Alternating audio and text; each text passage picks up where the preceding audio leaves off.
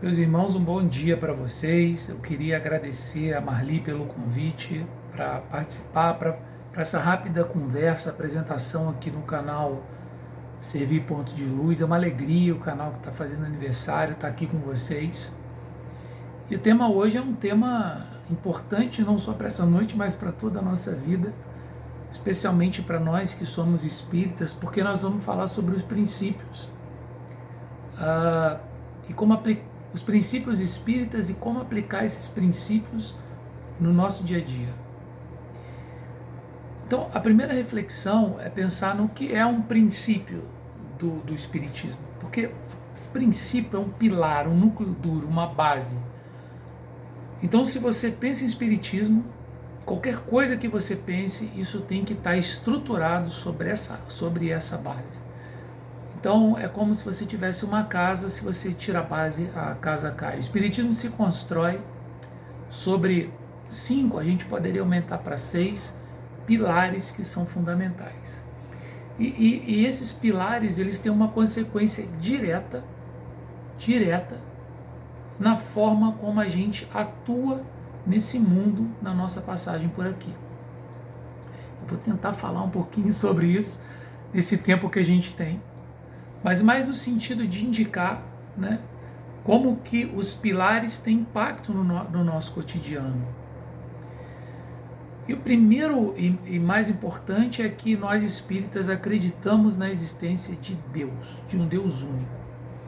Isso é interessante porque a gente acredita em Deus e num Deus que não rivaliza, ou seja, não existe nenhum outro tipo de divindade capaz de rivalizar com Deus.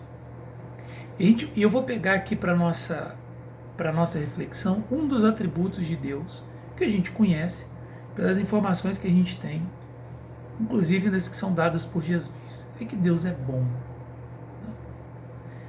E isso é interessante porque isso tem um impacto direto na nossa vida, porque se você acredita em Deus, você acredita num Criador e você acredita, então, portanto, que existe um projeto para cada um de nós. A gente não está sozinho, a gente faz parte de um projeto. E o que a gente quer entender no Espiritismo é um pouco sobre esse projeto. Porque não é só uma questão de crença, mas uma questão de como a gente articula a nossa fé raciocinada, que não é tema do nosso dia de hoje, do nosso estudo de hoje.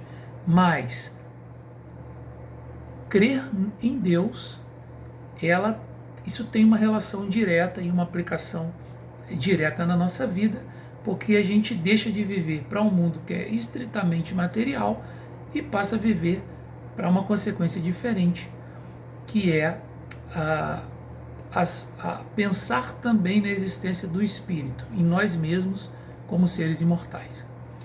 E nesse sentido a gente pode partir para o segundo pilar do espiritismo. O espiritismo acredita na imortabilidade da alma, ou seja, nós somos seres imortais, nós tivemos um momento de criação, mas a partir dali a vida se perpetua, e que nós somos almas na carne, e eventualmente essa carne a gente vai deixá-la um dia, e quando a gente deixar essa carne, a gente é o espírito. Essa é uma maneira de explicar, porque na verdade é tudo espírito.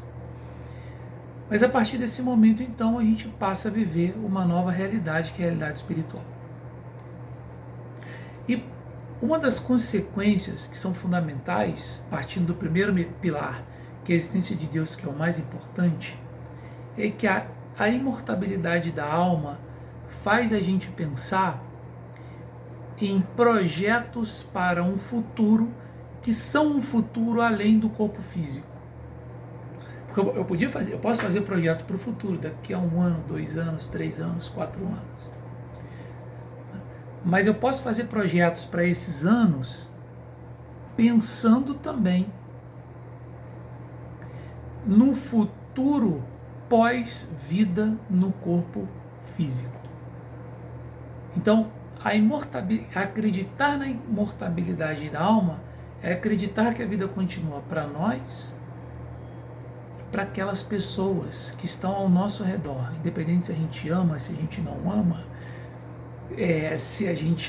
independente de quem seja, é que a vida continua. Então, como a gente tem uma sociedade aqui, a gente vai ter uma sociedade do outro lado.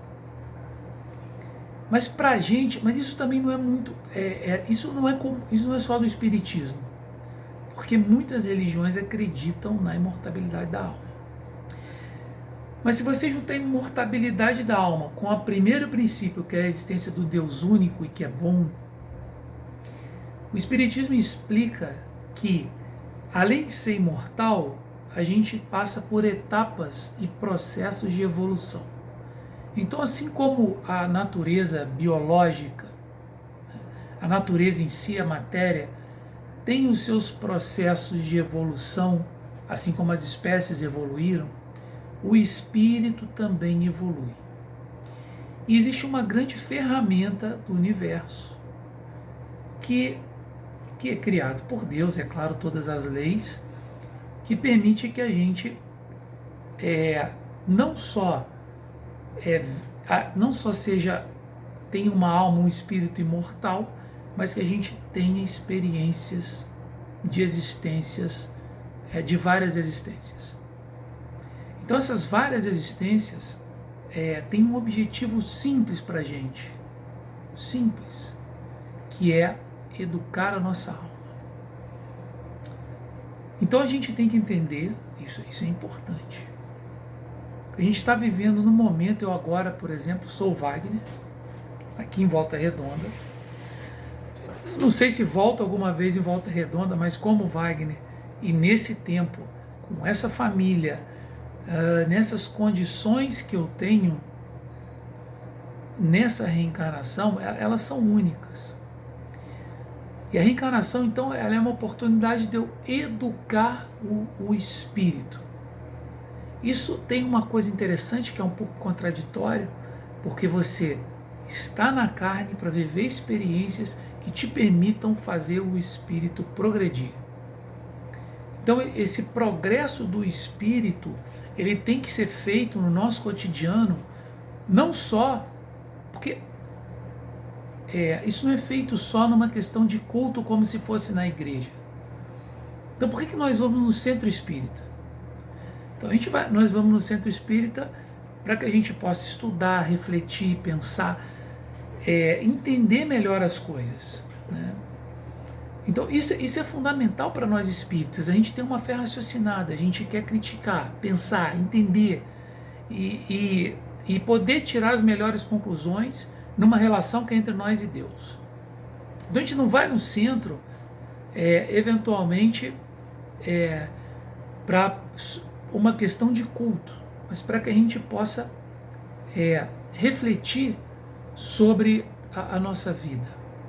Só que para nós espíritas, quando você pensa nessa perspectiva, a questão é muito além de você ir ou não à casa espírita. A casa espírita é como se fosse um lugar onde você, além de refletir e pensar, você carrega de novo as baterias.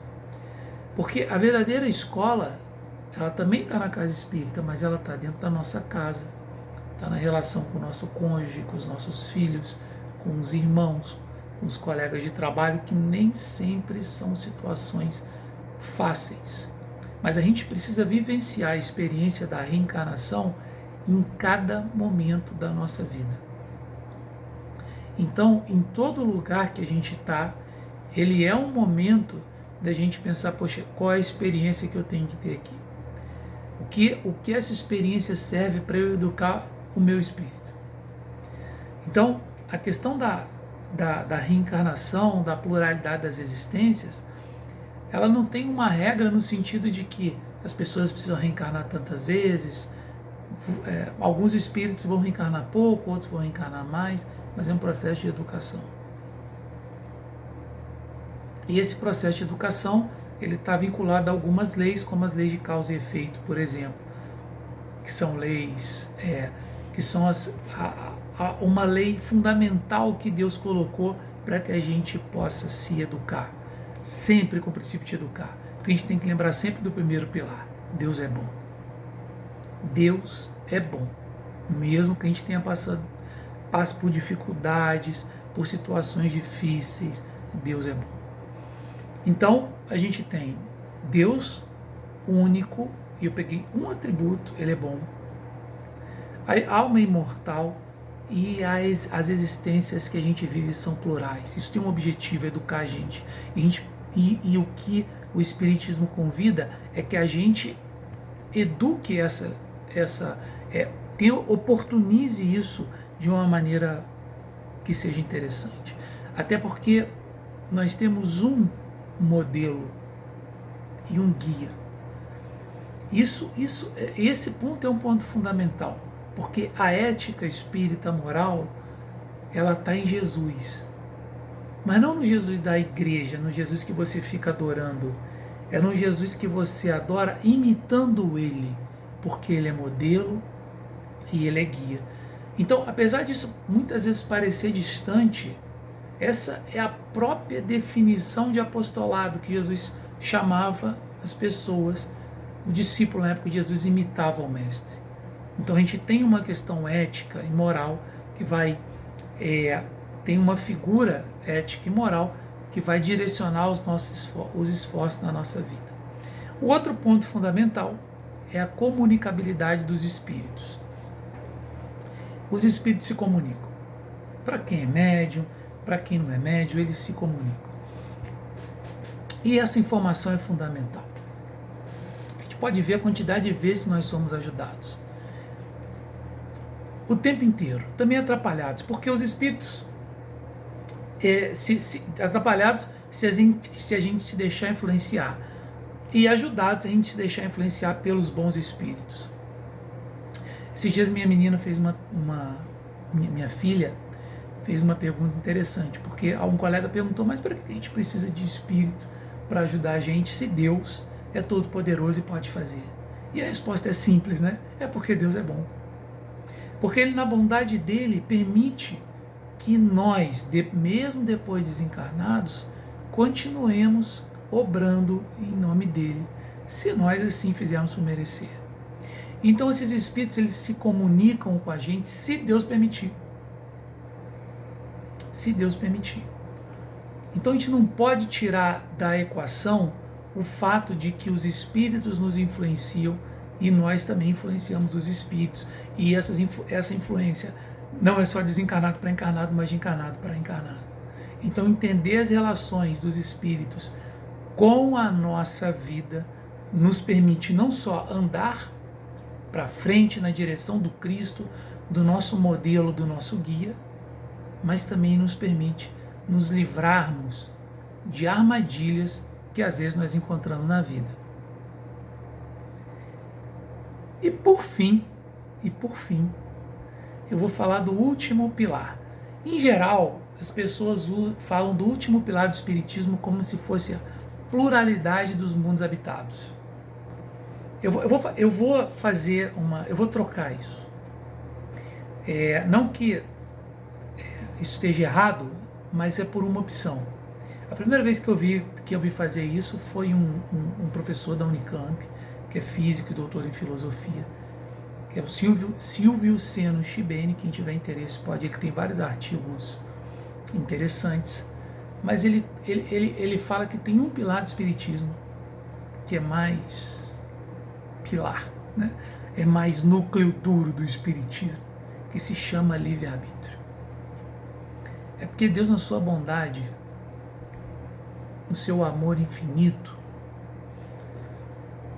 no tanto que Ele ama cada um de seus filhos, independente de quem seja esse filho, Ele nos dá, Ele nos oportuniza o livre-arbítrio, que é a liberdade que a gente tem de fazer as escolhas. Isso é fundamental. É claro que nem sempre nós fazemos as escolhas certas. Quando nós não fazemos as escolhas certas, a gente tem que... a gente colhe os frutos da escolha que a gente fez, seja ela boa, seja ela ruim. Isso é da nossa responsabilidade. Isso é do nosso livre-arbítrio. Mas o livre-arbítrio é Deus permitindo que a gente se construa, se eduque, que a gente cresça pelas nossas próprias pernas, mas também sempre amparado. Sempre amparado. Porque a ideia do processo de evolução é um processo conjunto. Você caminha na direção de Deus se você quiser, mas você nunca vai sozinho, porque Deus sempre vai contigo de mãozinha dada, mesmo que você não perceba. Então, entender que nós somos responsáveis pelas nossas escolhas, e às vezes elas não são boas, né?